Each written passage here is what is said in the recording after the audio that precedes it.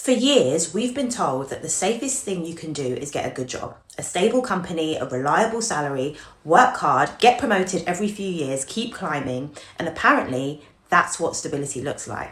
But I've started to think we've been sold a really strange definition of stability. Because if one person can decide whether you pay your mortgage next month, if one restructuring meeting can completely change your financial future, if one manager has the power to dictate when you work, where you work, and whether you can take 3 weeks off in August, why have we all agreed that this is the safest option? I don't actually think that's stability at all. I think that's actually dependence. Now, before anyone starts angrily typing in the comments, I'm not anti 9 to 5.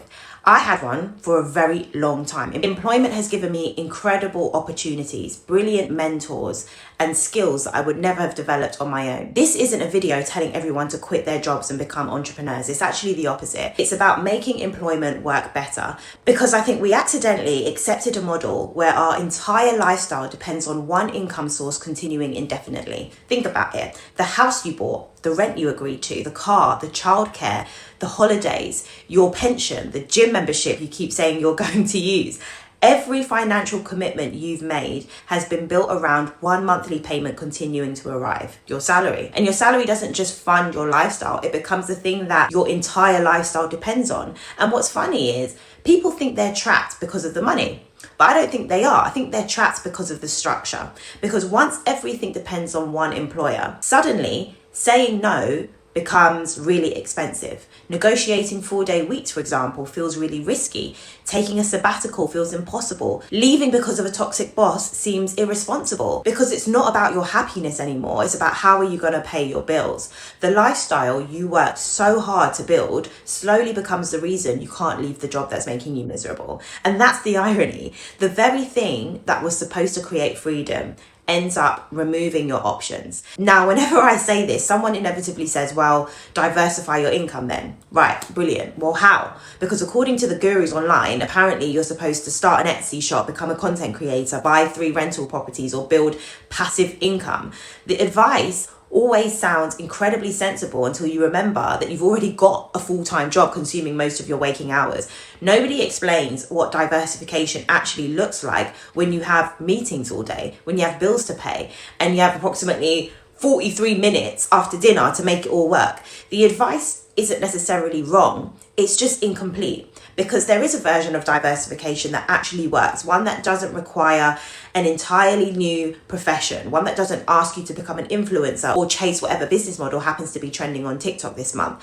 And it's called creating portfolio income or a portfolio career. Now, unfortunately, over the years, portfolio income has become some sort of buzzword. Some people use it to mean passive income, others mean lots of side hustles. Some people think it means having 4 businesses. None of those are what I mean when I talk about portfolio income. To me, portfolio income is incredibly simple. It's taking one area of expertise and allowing it to earn money in multiple ways. That's it. Not multiple careers or identities, just one capability that has multiple buyers. Because I don't actually think the goal is to diversify your skills. I think the goal is to diversify who pays for those skills. Because I think this is where a lot of people get it completely wrong. The second people hear multiple income streams, their brain immediately goes to hustle culture. Suddenly, you've somehow got 4 completely different businesses, all demanding your attention, all starting from zero. And somehow, this is supposed to make your life less stressful. Personally, that sounds like a nightmare. The mistake people make here is they think they need to diversify their skills when they don't. They need to diversify the buyers of those skills. That's the difference. It's about allowing one area of expertise to earn money in multiple ways. Think about it like this. Imagine you're an operations manager. Every single day you're solving operational problems. You're building systems, improving processes, managing projects, making businesses run better. Right now, there's only one buyer for those skills, which is your employer. So every month they pay you a salary for unlimited access basically to you, that capability. Now imagine nothing about your expertise changes, you just change who can buy it. Maybe it's one small business that needs help fixing a process once a month. Maybe it's another company which needs project support for 6 weeks. Maybe somebody buys a systems template that you've already created. Maybe you speak at an industry event. Same expertise, but different buyers. And that's the distinction that changed everything for me,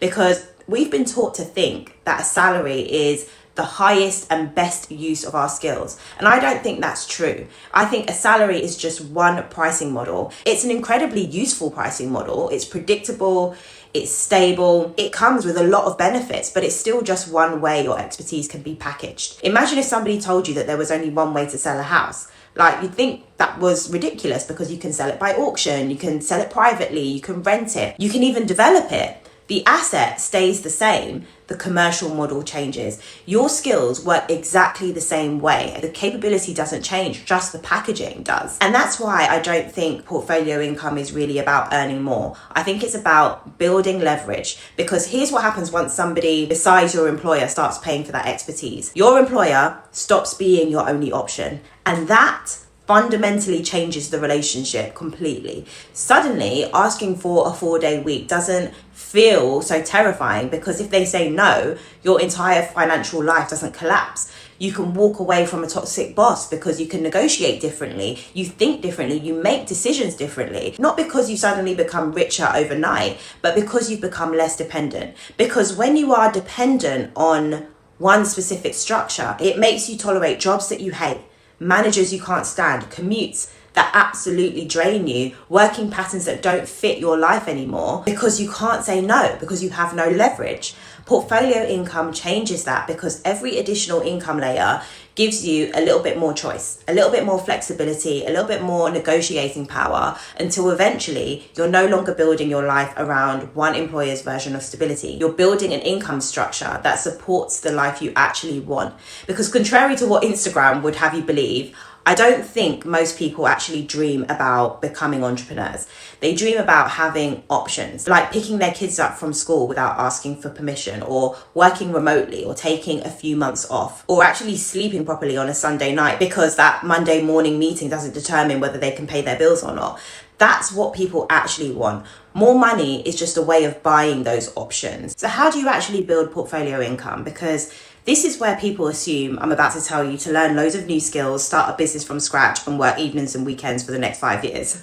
I'm not, okay, I promise. In fact, I think that's exactly why so many people fail at this, because they assume the answer is to become somebody else, when actually the answer is to become a more commercially useful version of the person you already are. Everything starts with one thing: your career capital. Now, career capital isn't just your job title or your resume. It's the judgment that you've built, the problems you can solve, the decisions people trust you to make, the patterns you notice without thinking, the mistakes you prevent before anyone else even realizes they're about to happen. That's your asset. Your job has just been the container in which all of those skills have been sitting inside.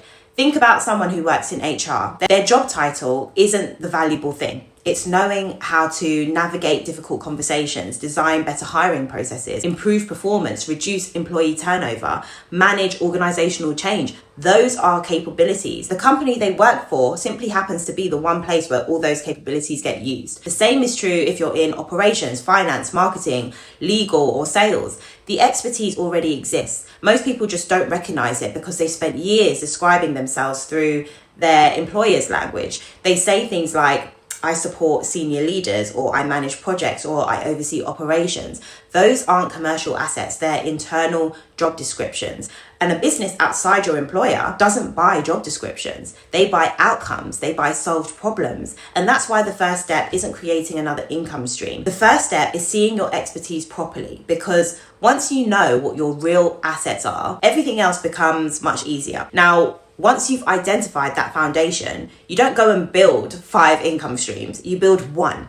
And I really want to stress that, because social media has completely distorted people's expectations. You don't need a consulting business, a digital product, a membership, a YouTube channel, podcast, and 3 rental properties. You just need one additional income layer. That is it. One buyer outside your employer, one proof point that somebody else will pay for your expertise, because something really interesting happens once you've built that first layer. You basically stop wondering whether your skills have value. You know they do at that point, because someone has literally paid you for them. That's a completely different level of confidence. Now, here's what people misunderstand when I mean stacking income streams. Stacking doesn't mean adding random things. It means every new layer sits on top of the same foundation. So the easiest way to explain this is, imagine a tree. Okay, the strength isn't in its branches, it's in the roots. And the deeper the roots, the more branches the tree can support. Your career capital is the root system. Every new income layer grows from the same place. Maybe your first layer is consulting, and while you're consulting, you start noticing that every client has exactly the same problem. So you build a template that solves that problem. That then becomes your second layer. Then people keep asking you how you built the template, so you run a workshop. That's another layer. Notice what's happening here. You haven't learned 3 different professions. You solved the same problem in 3 different ways. Every layer makes the next layer easier. The consulting teaches you what people are struggling with. The template solves those recurring problems. And then the workshop teaches people how to use them.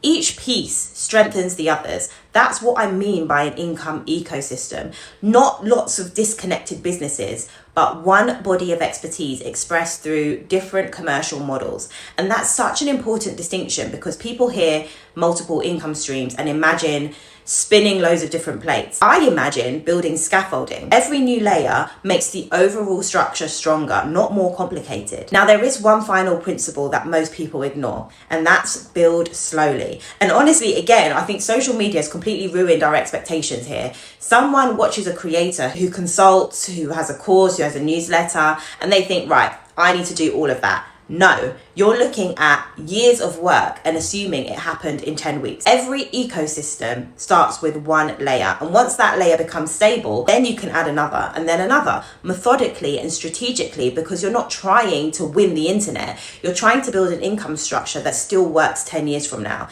And that's a completely different objective. So the framework is actually really simple. Find your foundation, build one external income layer, let that layer become predictable, then stack another layer on the same foundation. Then you repeat using those same foundations and then add multiple layers one at a time. And that then becomes your ecosystem. That's portfolio income. Now, at this point, you might be thinking, okay, that all sounds nice, but what does that actually look like in real life? So let me break it down practically for you. One of my clients, Anna, worked in operations. Nothing glamorous, no huge following, no business background. She'd spent years doing what operations people do, building systems, improving processes, fixing problems before they became expensive, keeping everything running behind the scenes. And when we first started working together, she was earning around $60,000 a year in her full-time role. She'd already negotiated a 4-day work week after coming back from maternity leave, which meant she had something incredibly valuable, and that was capacity. Now, most people would have looked at the spare day and thought, great, I'll rest, or maybe I'll start something completely different. Instead, we asked a different question. Who else would pay her for the capability she already had? And the answer turned out to be small businesses, because there are loads of companies that desperately need operational expertise, but just can't afford to hire somebody full time. So Anna started doing fractional operations support, just 1 day a week across 2 businesses. And that added around $15,000 a year to her salary. Now, here's where it gets interesting. As she worked with those clients, she realized she kept solving the same problems, the same onboarding issues, the same broken processes, the same documentation gaps. So instead of solving them from scratch every single time, she turned them into a template she'd effectively already built through her consulting work. Those then generated an additional $8,000 a year. So she didn't wake up one morning and decide to become a digital product creator. The consulting naturally led to the templates. The templates weren't a separate business. They were simply another way of packaging exactly the same expertise she already had. And actually, over time, everything started feeding everything else. Her employment exposed her to larger operational challenges. Her consulting exposed her to different industries. The combination made her better at both. The templates became stronger because they've been tested across multiple businesses. So in the end, her total income became around $83,000, an extra $23K a year, because she structured how she could get to the money differently. My other client, Clarissa, worked in B2B marketing. Again, nothing particularly unusual. She wasn't trying to become a content creator, and she wasn't trying to build a personal brand. She simply had years of experience solving marketing problems for one employer. When we started working together, she was already earning $90,000 as a marketing manager. So we worked out who else had this problem. And that led to one retainer client, 10 hours a month, with her helping them with their creative strategy. And that netted her around $28,000 a year. Once that became predictable and stable, she added campaign setup projects. Not every week, not every month, just when she had capacity. And that brought in an additional $12,000 a year. Again, notice the pattern here. Employment kept her close to the market. The retainer gave her freedom to think more strategically, and then the project work exposed her to different businesses and different ways of solving similar challenges. Every piece made the other stronger. Her income grew to around 130,000 simply through better architecture. And that's really the point I'm trying to make here, because I don't actually care whether your first income layer is consulting, fractional work, projects, templates, workshops, or any other service or something else entirely. That's just the packaging. The principle never changes. You need to find the capabilities, find another buyer, build one layer, stabilize it, then ask, what's the next logical expression of this same expertise? Not what the next trendy business model is. Because portfolio income isn't about collecting income streams. It's about building a commercial ecosystem where every part reinforces every other part. And once you start thinking like that, you stop chasing opportunities and start designing them. So if the framework is actually this simple, why doesn't everyone build portfolio income? Because honestly, the mechanics aren't that complicated. The hard part isn't building it. The hard part is thinking differently enough to build the right thing.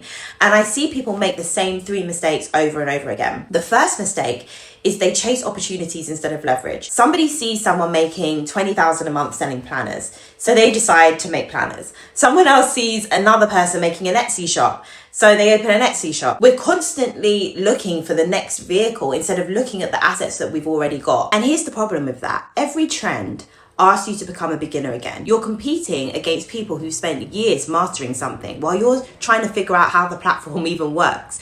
It's like being a qualified accountant and deciding to compete with professional interior designers because you saw somebody decorate their space on Instagram.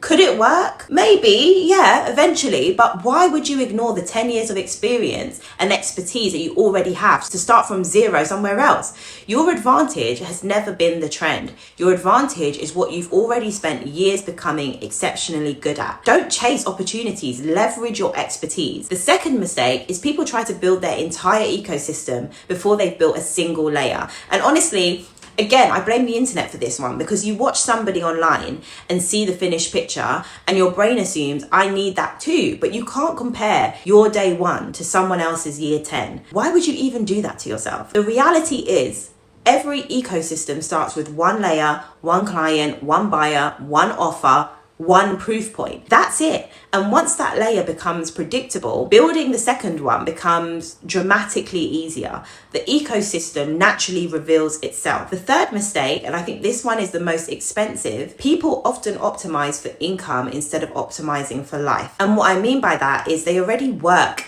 60 hours a week. Then they decide to add another 20 hours onto evenings and weekends. And they tell themselves, oh, it's just temporary until they make it. Except temporary has a funny way of becoming permanent. Now you've just built 2 jobs instead of 1.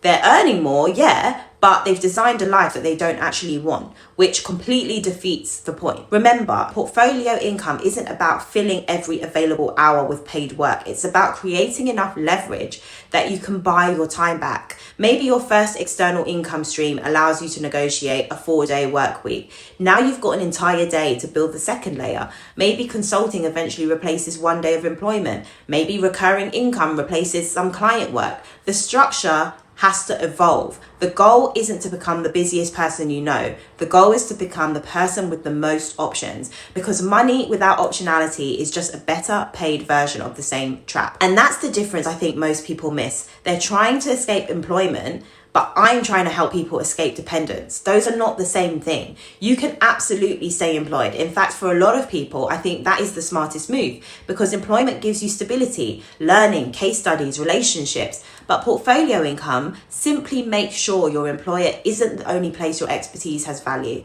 I think the biggest shift you have to make is this. Stop thinking about your career as something you climb and start thinking about it as something you build, because that's how most of us were taught. Work hard, do a good job, get promoted, then repeat. Your career becomes a ladder. So the next question becomes, what's the next rung of the ladder? Senior manager, head of, director, VP. And every few years you get rewarded with another 10 or 15% increase in your pay, which sounds fine until you realize something, that your earning potential is still completely tied to one organization, one budget, one promotion cycle, one manager deciding whether you're ready or not. You're climbing, but you're basically still on somebody else's ladder. Portfolio thinking asks a completely different question. Not how do I earn more from this employer, but how many different ways can this expertise create value? And once you realize that, your career stops being linear and starts becoming layered. And instead of waiting for permission to earn more, you start creating opportunities to earn differently. Notice I didn't say earn more, I said earn differently, because I actually think people obsess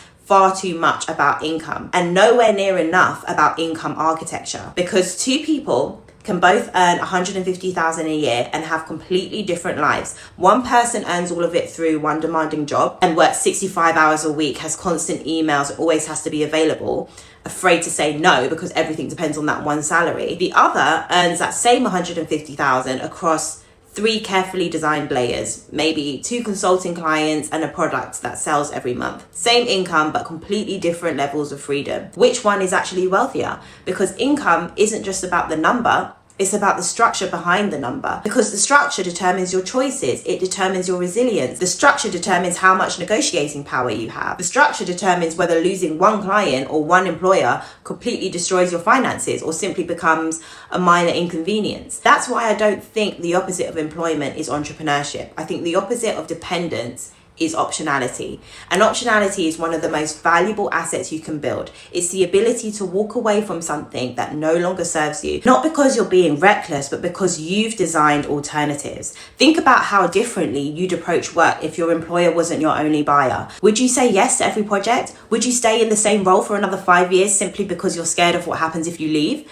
Probably not. Because leverage changes behavior. It's why companies negotiate differently with suppliers who have multiple customers. It's why investors with diversified portfolios make calmer decisions during market downturns. It's why people with multiple income layers make career decisions from strategy instead of fear. This is the bit that people misunderstand. Portfolio income isn't really a money strategy, it's a decision-making strategy. Money is simply what gives the strategy teeth. The real outcome is better decisions. You choose jobs because you want them, not because you desperately need them. You design work around your life instead of endlessly redesigning your life around work. And that's why I don't think the goal should ever be, how do I replace my salary? I think the better question is, how do I stop one salary being responsible for my entire life? That's a completely different objective. One is about escape, the other is about design. Now, everything we've talked about today probably sounds quite logical. Find your expertise, build one income layer, stack strategically, create an ecosystem. Simple. So why aren't you doing it? Because the hardest part isn't building the stack, it's seeing the foundation. And I think that's where a lot of people get stuck, because they have valuable skills, but they spent so long looking at those skills through an employer's lens, they don't realize that they're valuable. Think about how most people describe what they do. They say, I'm an executive assistant, or I work in HR. Those aren't capabilities, they're job titles. Or they'll say things like, I support senior leaders, I manage projects, I improve processes. Again, those aren't things people buy. They're descriptions of your role inside one company. The market doesn't buy job titles, the market buys outcomes. Nobody wakes up thinking, I really need someone who's brilliant at stakeholder management. They wake up thinking, we're missing deadlines, our onboarding process is a mess, nobody knows who's responsible for anything, we're losing customers, projects keep running over budget. Businesses don't buy skills, they buy solved problems. And that's where I think employment accidentally hides your value, because inside a company, your expertise gets absorbed into your job description. You stop seeing the judgment you're using every single day because it feels normal. You think, doesn't everybody know how to do this? No. They don't. It feels ordinary to you because you spent years becoming exceptional at it. It's a bit like asking a fish to describe water. It's so close to you, you stop noticing it's there. That's why so many capable people say things like, I don't think my skills are that special, or I don't know what I'd even sell. Or my personal favorite, nobody would pay for that. Meanwhile, companies have been paying you to do exactly that for the last 10 years. The capability already has value. You've just only ever known one buyer, aka your employer, to pay for it. And that's why I built the Skills to Income Blueprint, which helps you finally see those skills you already have. The first part of the blueprint is a personalized report that maps your career capital, your actual commercial capabilities, the judgment you've developed, the expensive problems you solve, the decisions you make, the risks you reduce, the outcomes you create. Then it translates those capabilities into language that someone outside your employer would actually understand.